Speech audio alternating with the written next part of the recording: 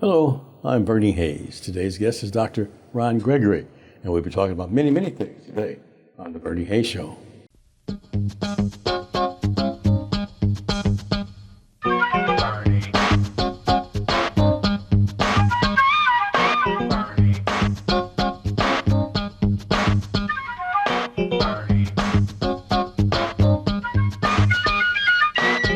Welcome back. My guest is Dr. Ronald Gregory. Dr. Gregory, how are you doing today? Oh, Bernie, I am doing fine.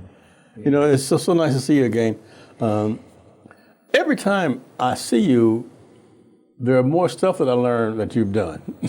You know, like I noticed that even your brother Dick Gregory got a lot of the accolades that were due you. How did that happen, Ron? Well, what has happened over the year, people have mistaken that some of the things I've done has been attributed To Dick, yeah. to Dick. Mm-hmm.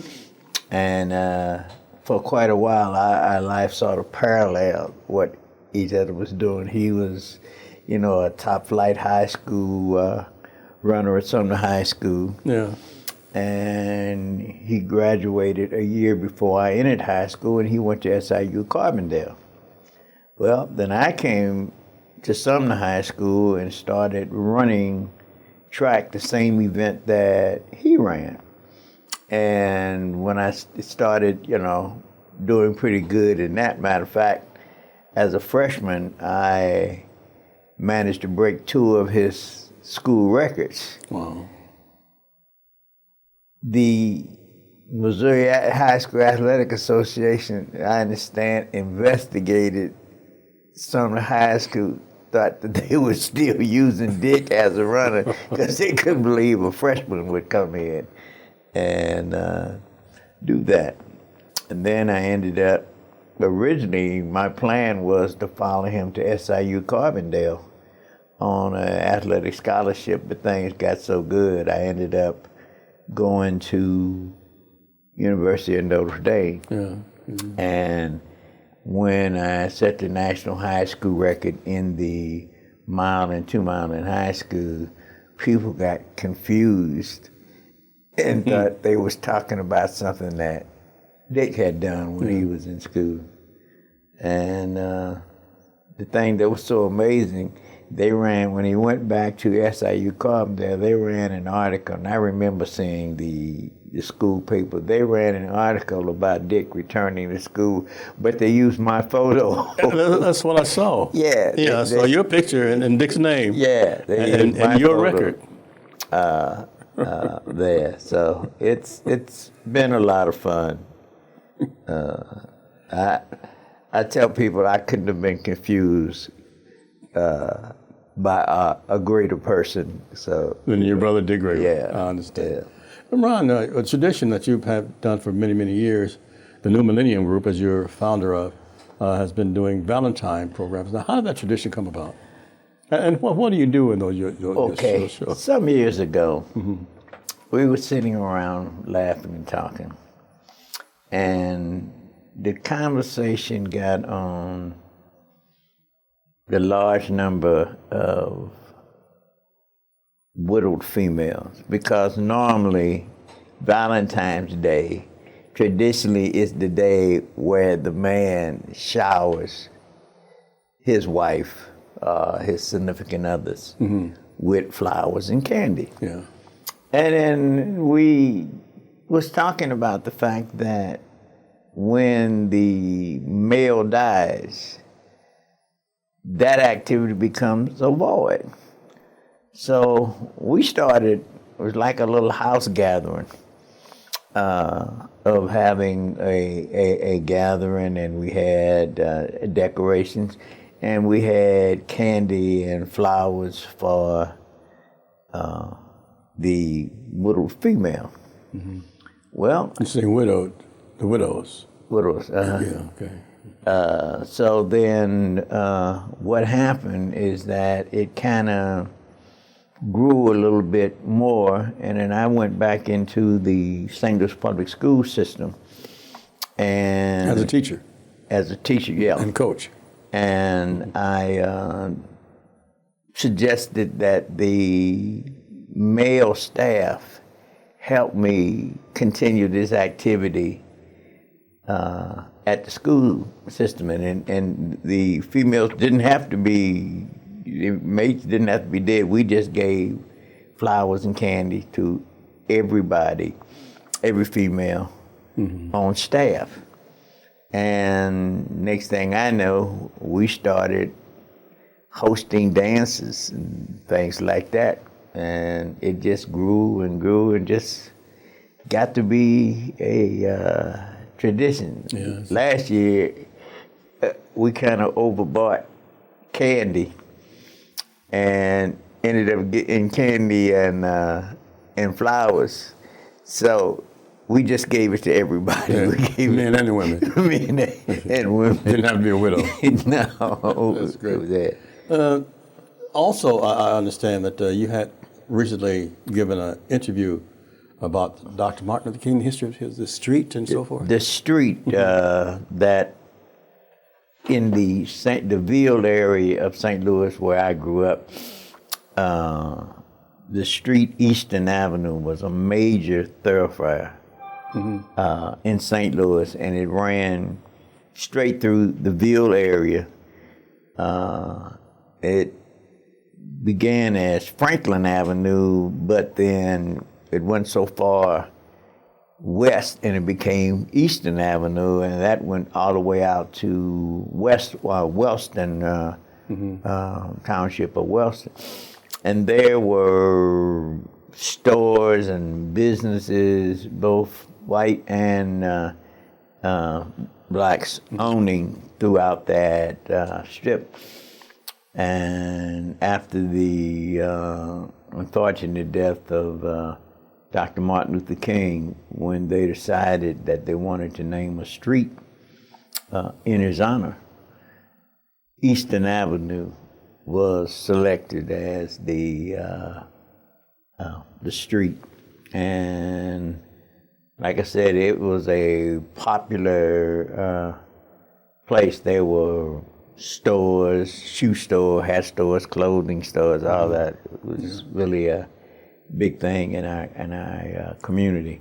You put a bench on Martin Luther King Drive in honor of your brother, Dick Gregory, didn't you? No, the bench was actually on Delmar. Was it? Oh, Delmar. What happened is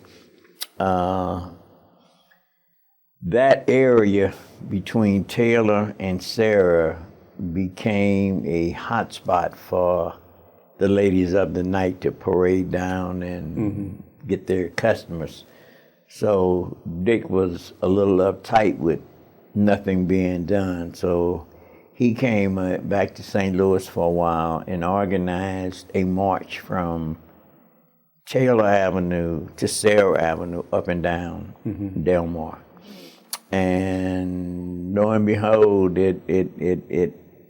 nobody said anything, but all of a sudden the ladies of the night disappeared, and developers began to come into that area and sort of activate a development area, and they started renovating houses and building some new houses in that strip.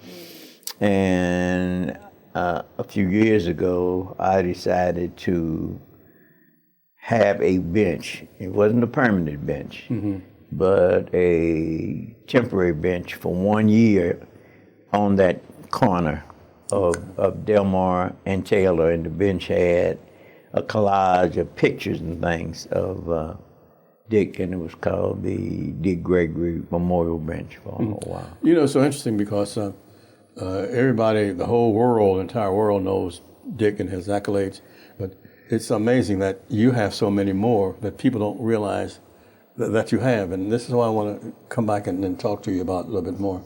We're at the New Life Evangelistic Center, and pretty soon Reverend Larry Rice will be serving the community for more than 53 years. Over half a century he's been providing those services for those in need. And you can help us out too with Post Office Box 473, St. Louis, Missouri 63166. Or call New Life Evangelistic Center, donation 314-421-3020. Back with Dr. Ron Gregory after this. Hey, viewers of the Bernie Hayes Show, have you ever seen so many people as you travel around the streets of St. Louis City, St. Louis County, over in Illinois, Jefferson County, St. Charles County, that are homeless? So many out on street corners, so many people are having to sleep outside in vacant buildings. The New Life Evangelistic Center's got teams going out every day, working among those individuals, taking them hundreds of bottles of water every week, hundreds and hundreds of sandwiches, and now we're having to get blankets and sleeping bags and tents, long underwear, even making little canned heaters, just so many, many needs. And that's why your involvement in New Life Evangelistic Center is so very important. You could be a volunteer and go out on the streets with us. Call us at 314-421-3020.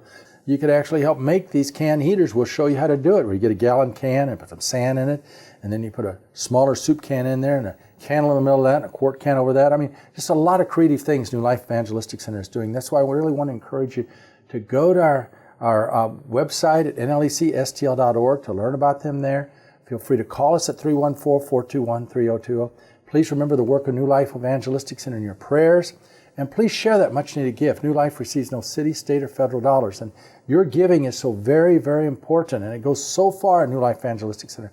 We have a dedicated team of volunteers and trainees that take every dollar that you send in and provide $3 worth of direct services helping the poor and the homeless, the fatherless, the widowed.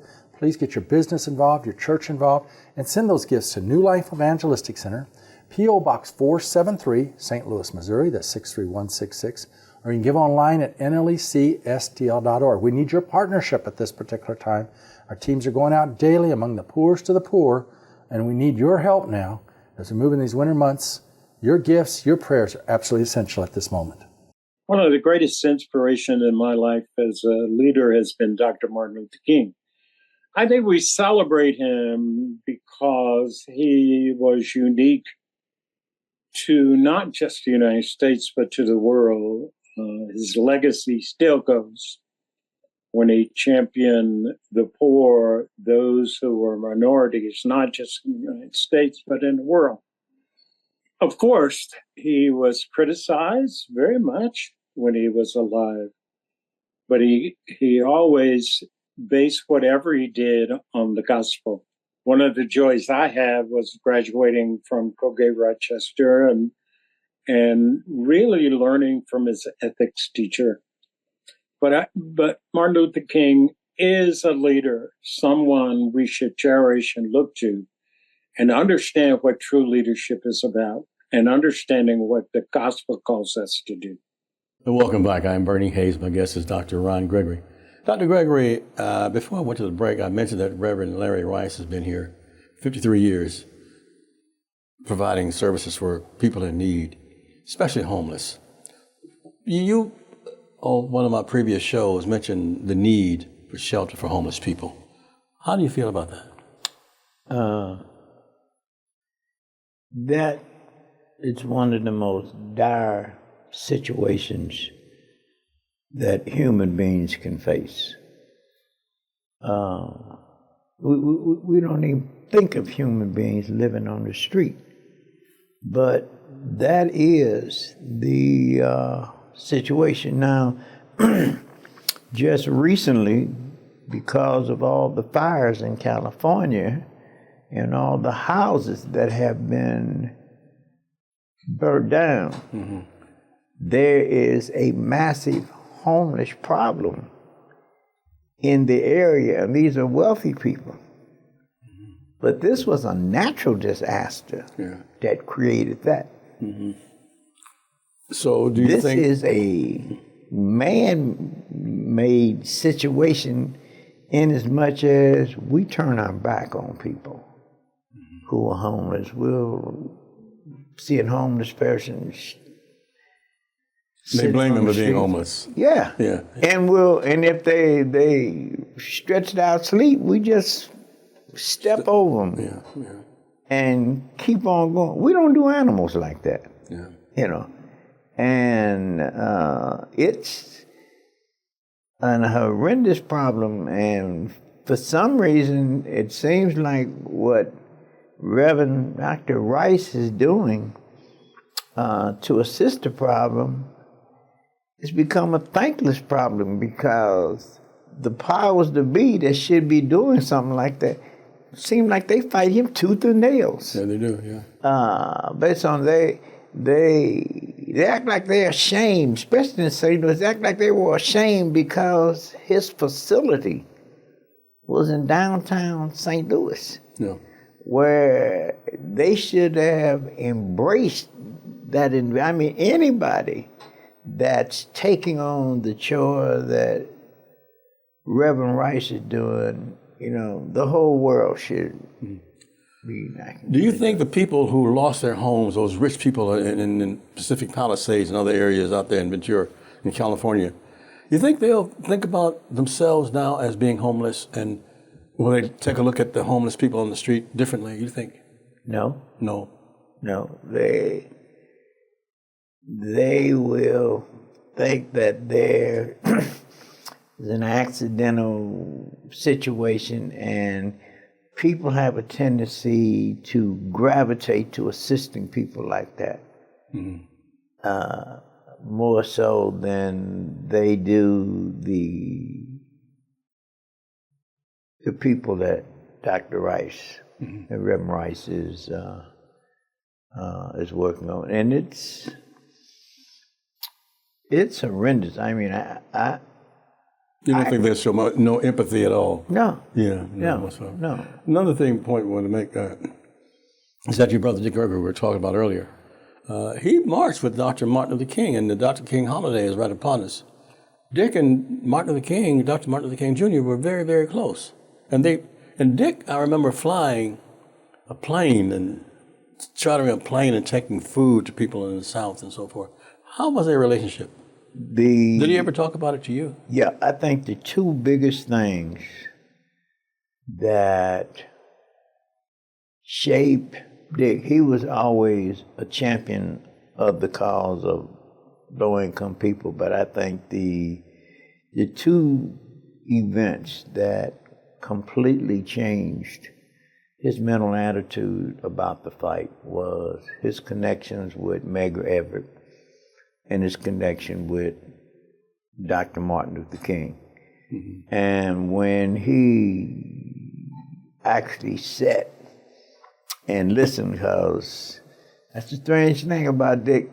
Dick does more talking than listening in a sense. But when he sat and talked with Dr. Martin Luther King and understood where Dr. King was coming from, he embraced him, and anytime Dr. King was doing a major event or anytime he needed Dick to assist him, Dick was just a call away.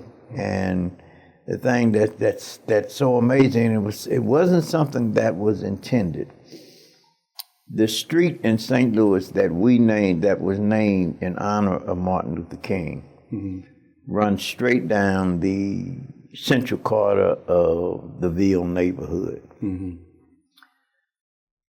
When they were looking for a street to name in honor of Dick, we recalled as we were kids, my mother had a sister who was always at my mother's beck and call, because, you know, raising those 6 kids of my mom was really a chore. And this one sister named Elaine was always there.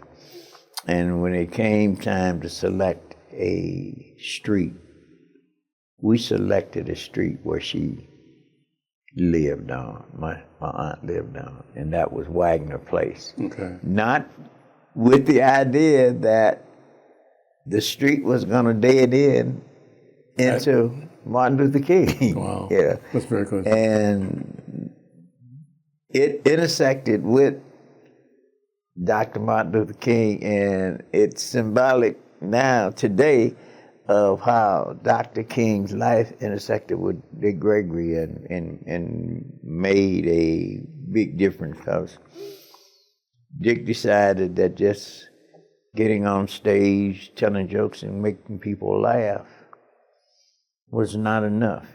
You gotta physically get out there and do something about it, and that's what he did. Okay. Now, the March on Washington and also the Million Man March. How did Dick feel about Dr. King's birthday being celebrated as a national holiday? Or did you ever discuss that with you? Yeah, he felt that African Americans had made was a major part of the effort of the development of America, but there was basically no days that was set aside to honor the accomplishments of African Americans, and that became the first day. And now you have Juneteenth, and some days that that depicts the efforts that African Americans. So I think it was quite a struggle, and I think eventually there will be more days. We're beginning to get tributes to the Tuskegee Airmen, things that they did, because this country basically buried or just left out of the history books things that African Americans did. And oftentimes when they paid tribute to what African men and African women did, they portrayed them as if they were Caucasian people. Yeah. Cleopatra. So many others. Yeah. We've got to take a short break again. I want to come back and talk a little bit more about you, Dick Gregory, and Dr. Martin Luther King. Holiday is right upon us, and people will be celebrating. I want to ask you how people should be celebrating. And we're at the New Life Evangelistic Center, 2428 Woodson Road in Overland, Missouri. And Reverend Larry Rice has been providing services for those for over 53 years now. And we need your help and support. Bring back some utensils. Bring back some water. Bring something that people can need. Bring back some items that can help and serve the homeless. We're 2428 Woodson Road, Overland, Missouri, 63114. Back with Ron Gregory after this. The Bernie Hayes program is produced at NLEC TV right here at 2428 Woodson Road in Overland, Missouri.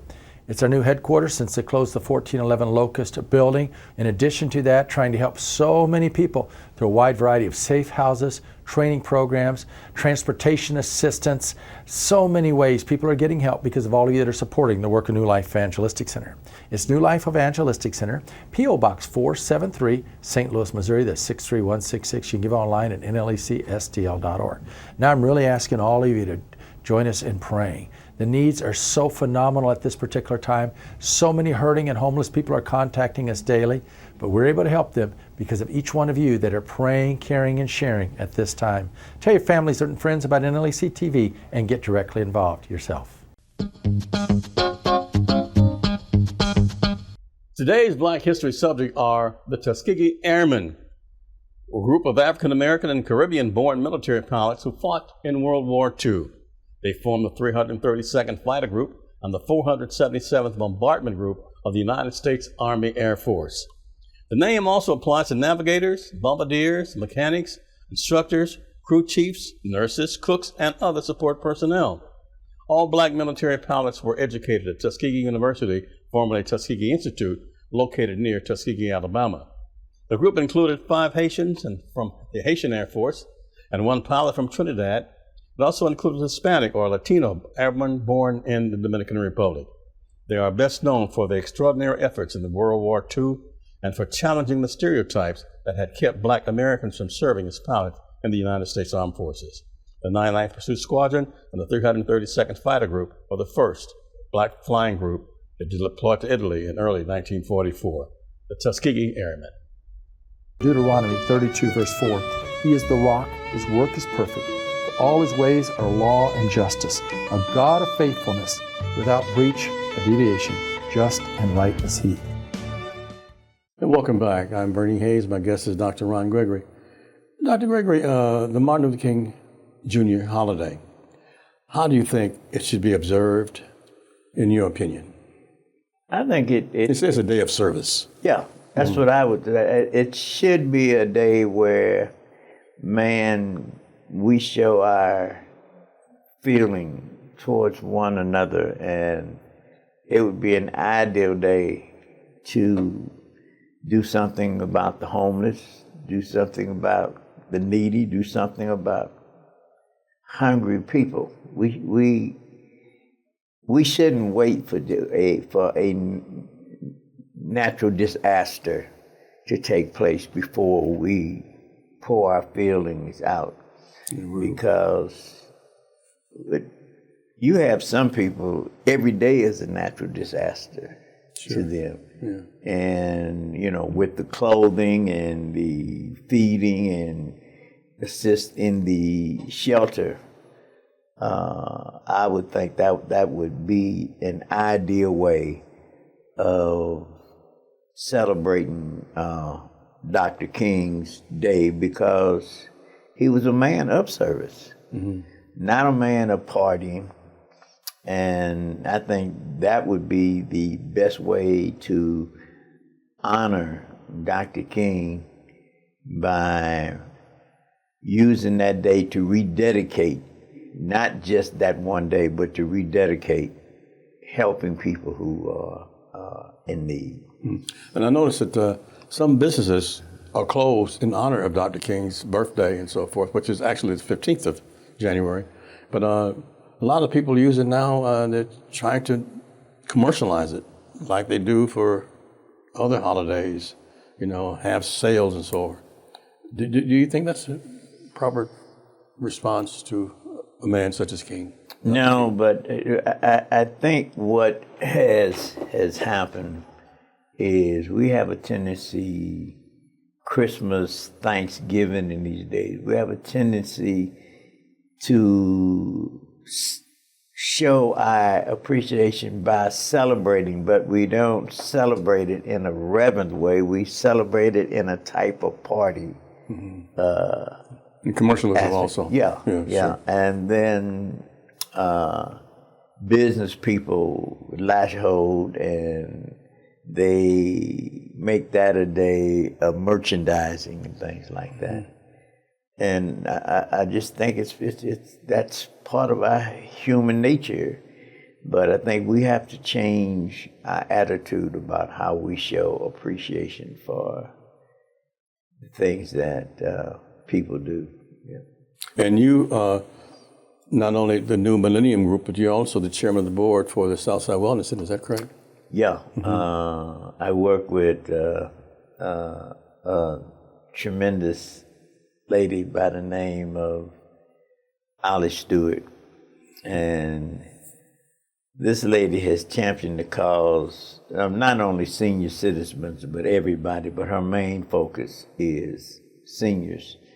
And over 50, 60 some years, she's operated a senior program, and she's championed the cause. And what we don't realize is that you start off in your 40s or your 30s doing something. When you add 50, 60 years to that, she's still out there working, and she's in her 90s. Wow. Yes. She's certainly doing a wonderful thing. And you're doing a wonderful thing in your leadership role at the New Life Evangelistic Center and the New Millennium Group, and I want to thank you for being with us today. Thank you. Appreciate being here with you, Bernie. Enjoy your Martin Luther King Day. Right. And each and every one of you, thank you for supporting the New Life Evangelistic Center. I'm Bernie Hayes with 2428 Woodson Road, Overland, Missouri. Bring by some sandwiches. Bring by some bread, processed meat, anything to make sandwiches for the New Life Evangelistic Center. We put to good use. Have a good day. See you next time.